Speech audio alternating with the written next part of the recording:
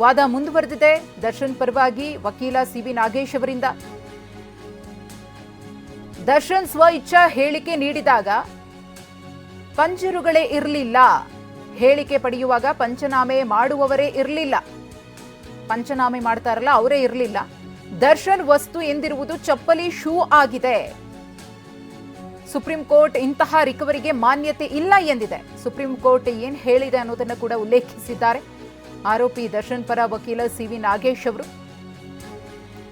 ಇದನ್ನೆಲ್ಲ ಗಮನಿಸಿದ್ರೆ ಸಾಕ್ಷಿಗಳನ್ನ ನಂಬುವಂತಿಲ್ಲ. ದರ್ಶನ್ ವಿರುದ್ಧವಾಗಿ ಇಂತಿಂತ ಸಾಕ್ಷಿಗಳು ಇವೆ ಅಂತ ತೋರಿಸ್ತಾ ಇದ್ದಾರಲ್ಲ, ದರ್ಶನ್ ಕೊಲೆ ಪ್ರಕರಣದಲ್ಲಿ ಭಾಗಿಯಾಗಿದ್ದಾರೆ ಅಂತ ಹೇಳ್ತಿದ್ದಾರಲ್ಲ, ಅದನ್ನ ಸಾಬೀತುಪಡಿಸುವಂತಹ ಯಾವುದೇ ಸಾಕ್ಷಿಗಳು ಇಲ್ಲಿ ಇಲ್ಲ. ಇದ್ರೂ ಕೂಡ ಅದನ್ನ ನಂಬೋದಕ್ಕೆ ಸಾಧ್ಯವಿಲ್ಲ.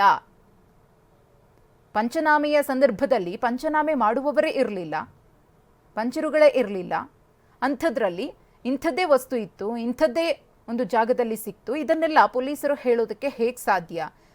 ಸಿಕ್ಕಿದೆ ಅಂತ ಹೇಳೋದಕ್ಕೆ ಪಂಚನಾಮೆಯ ಸಂದರ್ಭದಲ್ಲಿ ವ್ಯಕ್ತಿಗಳು ಇರಬೇಕಲ್ಲ ಅನ್ನೋದನ್ನ ಕೂಡ ಇಲ್ಲಿ ಉಲ್ಲೇಖ ಮಾಡಿದ್ದಾರೆ. ಸುಪ್ರೀಂ ಕೋರ್ಟ್ನ ಒಂದು ವಿಚಾರವನ್ನ ಕೂಡ ಪ್ರಸ್ತಾಪ ಮಾಡಿದ್ದಾರೆ.